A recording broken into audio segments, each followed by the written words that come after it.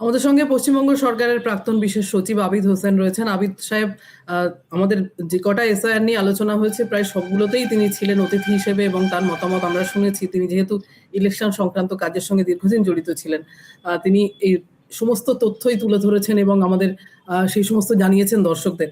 আজও আমরা আবিদ সাহেবকে পেয়েছি। আবিদ সাহেব, মুখ্যমন্ত্রীর এই যাওয়ার কারণে দিল্লি যাওয়া এবং সুপ্রিম কোর্টে গিয়ে সওয়াল করা, ইলেকশন কমিশনের উপর কি চাপ বাড়লো? কোন রকম কি ইতর বিশেষ কোনো পরিবর্তন, গুণগত দিক থেকে কোনো পরিবর্তন কি কিছু হলো? ইলেকশন কমিশনের উপরে কি চাপ বাড়লো কি বাড়লো না, সেটা দুভাবে ব্যাখ্যা করা যায়। একটা তো 9 তারিখে বোঝা যাবে, কারণ 9 তারিখে ইলেকশন গতকাল সুপ্রিম কোর্ট ইলেকশন কমিশনকে নোটিশ দিয়েছে, নোটিশ সার্ভ হয়ে গেছে সেদিনই কোর্টে, এবং তাকে স্ট্যাটাস রিপোর্ট দিতে হবে এবং তার উত্তরটা সেটা তাকে দিতে হবে। কিন্তু ইলেকশন কমিশন যেটা, বিশেষ করে election commission as a whole, Gyanesh Kumar in particular, আমার যা মনে হচ্ছে যে তারা খুব একটা শিক্ষা নিচ্ছে না।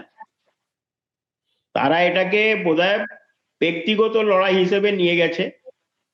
কারণ গতকাল ঠিক হিয়ারিং শেষ হওয়ার পরেই ইলেকশন কমিশন একটা চিঠি ইস্যু করেছে চিফ সেক্রেটারিকে, এবং ইস্যু করে বলেছে যে ওই যে 25 জন 15 জন আইএস অফিসার আর 10 জন আইপিএস অফিসার যাদেরকে ইলেকশন অবজারভার করবে, মানে অন্য রাজ্যে, তামিলনাড়ু, কেরালা, আসাম, গুজরাট, তাদের নাম পাঠিয়ে দিয়েছিল এবং এই ফেব্রুয়ারিতে বোধহয় আগামীকালই বোধহয় ওদের দিল্লিতে একটা ট্রেনিং এর ব্যাপার আছে।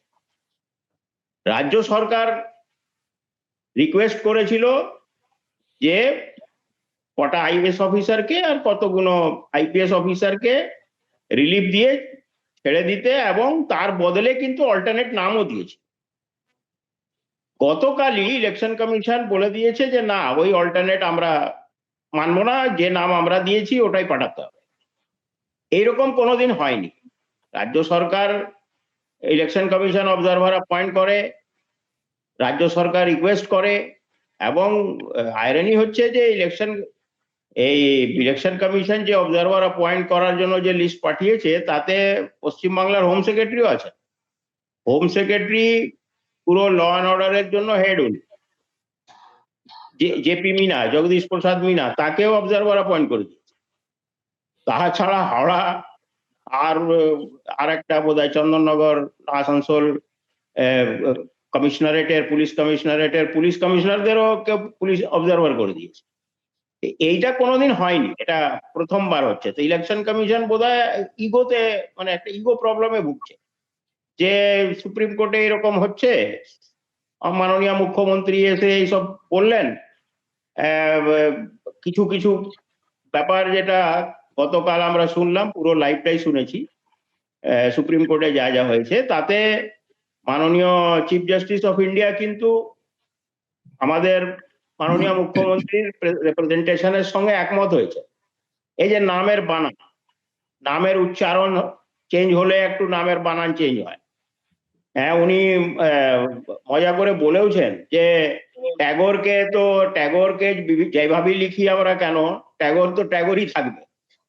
এবং জয় গোস্বামীর একটা পিটিশন আছে, আমাদের কবি জয় গোস্বামীর একটা পিটিশন কিন্তু ছিল, আগে থেকেই ফাইল হয়ে আছে। উনি বলেছেন যে জয় গোস্বামীর মতন লোক, বা যারা খুব প্রমিনেন্ট লোক, যারা খুব সমাজের খুব প্রতিষ্ঠিত লোক যারা, তাদেরকে যাতে নোটিশ না ইস্যু করা হয়।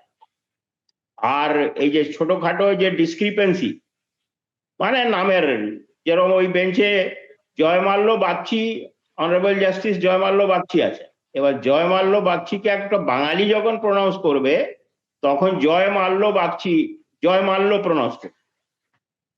Suryakanta, chief justice of India, তার নাম সূর্যকান্ত, বাঙালি যখন প্রনাউন্স করবে সূর্যকান্ত। কিন্তু একটা নর্থ ইন্ডিয়ান হিন্দি স্পিকিং লোক যখন প্রনাউন্স করবে সূর্যকান্ত, জাস্টিস সূর্যকান্ত বলবে। এইগুলো কিন্তু বুঝতে পেরেছে অনারেবল চিফ জাস্টিস বা ওই 3 জাজ বেঞ্চ। আর একজন আছেন ওই জাজে, ওই বেঞ্চে, বিপুল, তার নাম হচ্ছে বিপুল, উনি ভি দিয়ে লেখেন।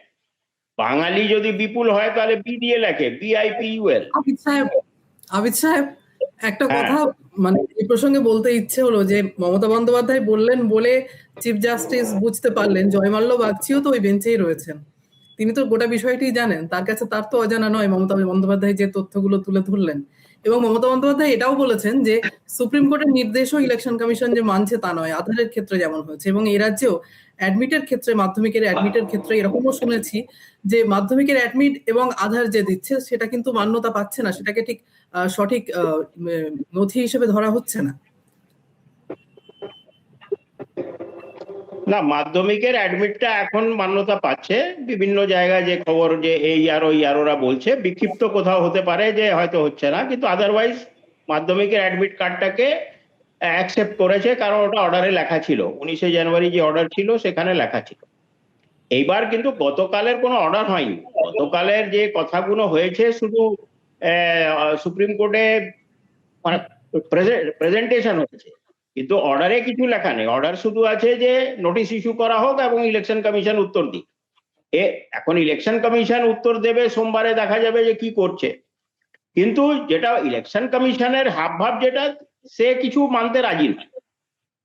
কিন্তু একটা জিনিস বোঝা গেছে যে মাননীয় মুখ্যমন্ত্রী নিজে হাজির হয়ে সওয়াল যখন করেছেন, উনি তো নিজে পিটিশনার হিসেবে, পিটিশনার ইন পার্সন বলে ওটাকে, পিটিশনার ইন পার্সন যখন হাজির হয়ে সওয়াল করেছেন, একটা মেসেজ উনি দিতে পেরেছেন যে ডেমোক্রেসি কে এস্টাবলিশ করার জন্য বা ডেমোক্রেটিক মানুষের ডেমোক্রেটিক রাইটস কে এস্টাবলিশ করার জন্য লড়াইতে উনি অনেকটা এগিয়ে গেছেন। এবং এটা সবাই, এখন ওনার খুব হার্শ ক্রিটিকরাও দেখলাম সোশ্যাল মিডিয়াতে ওনার প্রশংসা করছে না তা না, যে হ্যাঁ উনি অনেকটাই এগিয়ে গেছেন। এইটাই উনি এস্টাবলিশ করতে চেয়েছিলেন যে মানুষ যখন বিপদে আছে, 1.5 কোটি মানুষ লাইনে দাঁড়িয়ে আছে ছোট ছোট ইস্যুস নিয়ে, তখন কিন্তু উনি নিজের লড়াইয়ের ময়দানে একদম ফ্রন্ট রোতে গিয়ে লড়াই করছেন। এই মেসেজটা উনি দিতে পেরেছেন পশ্চিমবাংলার ভোটারদেরকে, এইটা হচ্ছে খুব বড় অ্যাডভান্টেজ। আর ডেমোক্রেসির ইতিহাস যখন লেখা হবে পশ্চিমবাংলা, তখন ওনার নাম লেখা হবে, অবশ্যই লেখা হবে যে someone was there in the battlefield. সব এখন ফাইনালি ইলেকশন কমিশন কি করবে, ক্ষমতার কি ইউজ করবে, আর অবজারভারদের ব্যাপারে উনি যে প্রেজেন্ট করেছেন, ইলেকশন কমিশনও রাজি হয়েছে, বলেছে ওয়েস্ট বেঙ্গল গভর্নমেন্টকে যে তোমরা ক্লাস 2 অফিসারদেরকে নাম দাও যারা বাংলা স্পিকিং বা বাংলা নোয়িং।